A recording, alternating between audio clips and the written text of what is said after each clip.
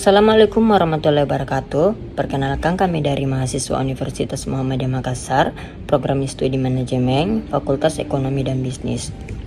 Kami dari kelompok 6 akan mempresentasikan dengan judul Strategi Pemasaran Modern dalam Kepuasan Pelanggan. Nah, dalam pemasaran kita harus memperhatikan atau memahami konsep dasarnya. Nah, apa saja konsep dasarnya? Yang pertama yaitu adalah strategi. Apa itu strategi? Yaitu adalah perencanaan. Perencanaan itu apa? Perencanaan itu adalah kita memikirkan produk atau jasa apa yang kita akan pasarkan. Kemudian ada yang mengatur. Apa itu mengatur?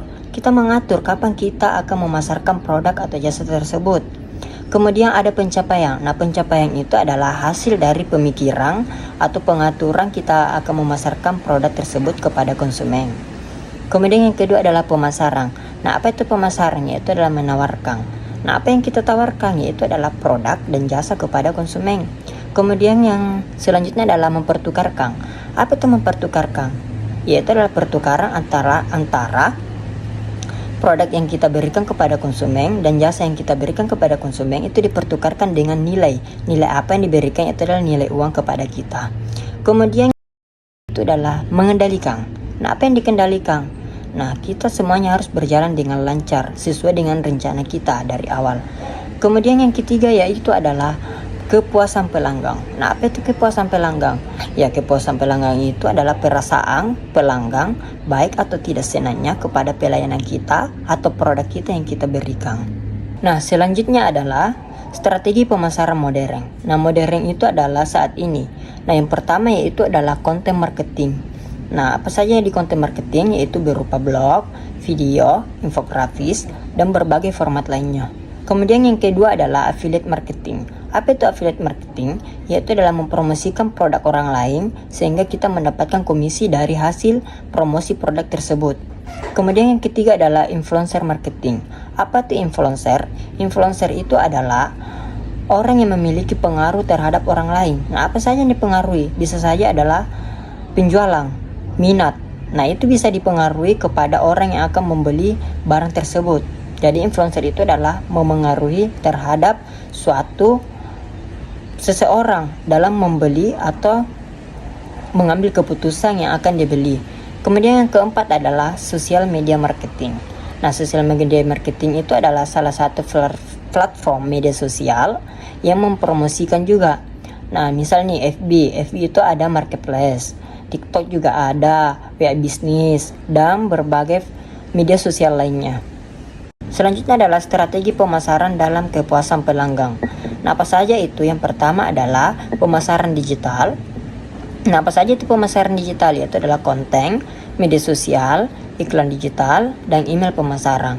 Kemudian yang kedua adalah personalisasi. Apa itu personalisasi? Yaitu adalah untuk memberikan kebutuhan pelanggan apa yang dia cari, pengalaman dan referensi. Kemudian yang ketiga adalah CRM, yaitu adalah melacak. Kemudian adalah referensi dan kebutuhan terhadap pelanggan. Kemudian yang keempat adalah automation. Atau apa itu automation? Yaitu adalah pesan otomatis atau chatbot. Nah, itu adalah automation. Ketika seseorang pelanggan bertanya kepada toko, maka akan ada chat otomatis terlebih dahulu. Peran dan tujuan pemasaran modern. 1. Memahami kebutuhan pelanggan, kebutuhan, keinginan, dan referensi. 2. Mempertahankan hubungan dengan pelanggan. Pengalaman pelanggan, nilai tambahan, pengalaman positif. 3. Analisis dan penentuan pesaing. Penelitian pasar, analisis tren industri, pemantauan pesaing, dan pengumpulan data. 4. Penggunaan teknologi pemasaran yang canggih, pemasaran digital, media sosial, analitik pemasaran, dan platform otomatis. 5. Meningkatkan brand awareness, membangun brand yang positif, memperluas jangkauan pasar, dan membedakan diri dari kompetitor. 7. Meningkatkan penjualan pemasaran yang efektif, perluas pemangsaan, dan peningkatan volume penjualan. 8. Memperluas pangsa pasar, pemasaran agresif, portofolio produk yang menarik, dan identifikasi pasar baru. Tantangan strategi pemasaran. Persaingan yang ketat. Persaingan di pasar semakin ketat yang mendorong perusahaan untuk menghasilkan produk yang lebih baik, inovatif, dan diferensial untuk memenangkan persaingan dengan pesaing. Berkekurangan ide kreativitas. Menemukan ide yang inovatif dan kreatif dapat menjadi tantangan. Perusahaan harus memiliki mekanisme untuk menghasilkan ide-ide baru baik melalui penelitian dan pengembangan internal, kolaborasi dengan mitra eksternal, atau melibatkan pelanggan dalam proses inovasi. Perusahaan permintaan pasar.